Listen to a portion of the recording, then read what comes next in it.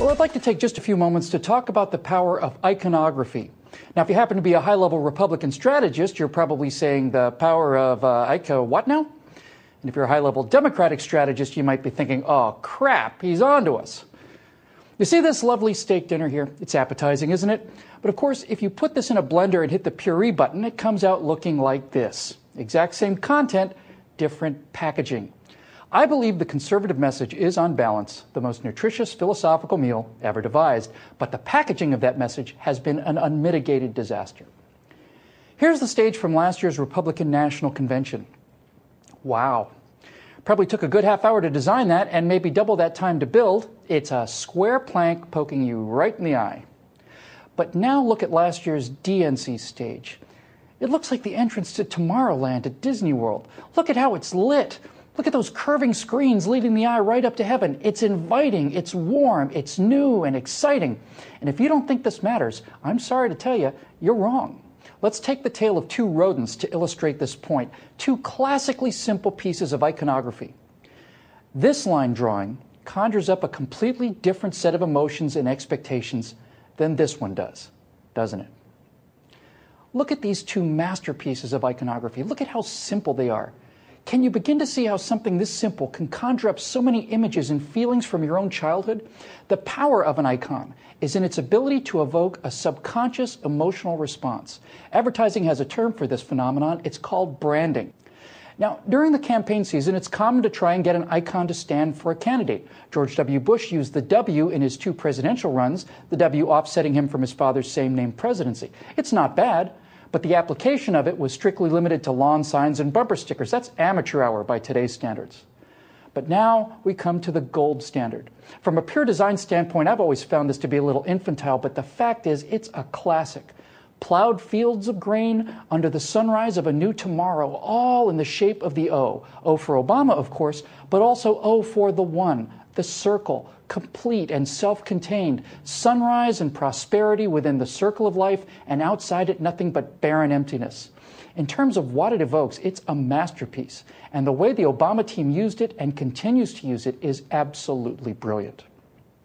Take a look at this image. It's from the official Obama website. Notice how all of the traditional American iconography, the eagle, the stars, the flag, the motto, E pluribus unum, are all slowly fading out into a diffuse heavenly glow, receding into the mists of memory, leaving only the glowing sun, the O, pulling your eye into the future. And there are some very subtle and disturbing things here as well. The American eagle isn't perched to remain here forever, but rather seems on the verge of flying away. The flag is falling. The stars are dissipating into the void. Our national motto, E pluribus unum, out of many, one, is virtually unreadable. It's like letters stamped in soft sand. The only thing that's sharp and well-defined in this image is the circle, the O. That's what's permanent and immovable. Everything else is fading away. You think this is an accident? Think again. Now, when George Bush was elected, the W logo was put away for 4 years until it was dragged out again for his second campaign. But this logo is still with us. At myBarackObama.com, we see images of a diverse group of citizens being called to organize for America. Men and women of various ages and ethnicities. What do they have in common? Oh, yeah, I see. They're all branded. You know, MyBarackObama.com is run by the Democratic National Committee. The new Democratic Party logo looks like this, which is great, by the way. Dynamic and energetic. It's a far, far cry from this stodgy, uninspired, static, childlike thing. But this, pardon the expression, kickin' Democratic Party logo appears nowhere on MyBarackObama.com. However, the Obama logo is everywhere. Everywhere. It's everywhere. They even tell you flat out it's everywhere. You know, to the best of my knowledge, this is, again, pardon the expression, unprecedented. I believe it is unique in the American experience to brand an individual leader. The President of the United States has a logo. Here it is. It's a pretty exclusive club. Barack Obama is one of only 43 people in the history of the world authorized to use this logo. Grover Cleveland technically being both the 22nd and the 24th president. The fact that we see the Obama logo attached to healthcare proposals means that we are seeing an individual brand, that of Barack Obama, being used alongside and in many cases in place of the logo of the President of the United States. That's interesting, and I don't like it. The man won the election and the right to use the seal of the President of the United States. The fact that we continue to see the Obama logo used by the Democratic National Committee tells me that this is a perpetual campaign. And what they are branding is, in fact, an ideology centered around a cult of personality. Now, we've seen in the past the dangers of branding an ideology with an icon. The two great totalitarian ideologies of the early 20th century both used powerful icons to represent their ideas. I'm not going to show those here because it would be obscene. It would be absolutely obscene to compare the horror they generated, 150 million dead, no less, to what's going on here today. That was mass murder. This is merely advertising. We've just never seen that kind of thing before here in America. The Obama logo has been extremely powerful, but there is a weakness embedded in the power of identity.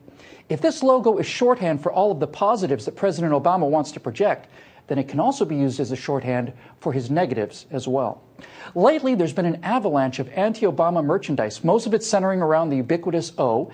Here in Los Angeles, we've for years seen an iconic image by an artist named Shepard Fairey. He's a charming guy, one of whom's collection is entitled E Pluribus Venom. We've seen his famous Obey poster plastered all over LA for many years. The face is based on the wrestler Andre the Giant, and it's a powerful image. Shepard's latest work is, of course, this, which is so striking that it immediately became the unofficial Barack Obama poster and rapidly produced any number of parodies. But the worm is turning. Now here's Shepard Fairey's work turned in on itself. It's not a bad job. And also, of course, this has been getting a lot of attention lately. It first appeared pasted on a remote pillar in essentially the middle of nowhere. Of course, LA Weekly called it an abomination, a call to a lynching, adding, quote, "All that's missing is the noose," unquote. However, on the other hand, this image, published in Vanity Fair, not on a remote overpass by some unknown street artist, but rather by the editor of a national major magazine, was, on the other hand, hailed as brilliant satire and a remarkable statement on the sad state of American affairs. This is an excellent Photoshop job, but as propaganda, it could use a little work. The Joker's signature line was, "Why so serious?" Now, if you had done this, you might have had a masterpiece. This image works because of the fake smile hiding sinister intent. Many people are starting to get that impression of this president. This image has real power. But people obsessed with their own image expect some kind of opposition. However, there's one thing the true narcissist cannot tolerate. This is the killer app. I wouldn't worry about the Joker poster so much, Mr. President, but if this ever catches on and your policies are reduced to three-letter ridicule, well, sir, then you are in real trouble. It's the third time I've said that. I'll probably say it 3 more times. See, in my line of work, you got to keep repeating things over and over and over again for the truth to sink in, to kind of catapult the propaganda.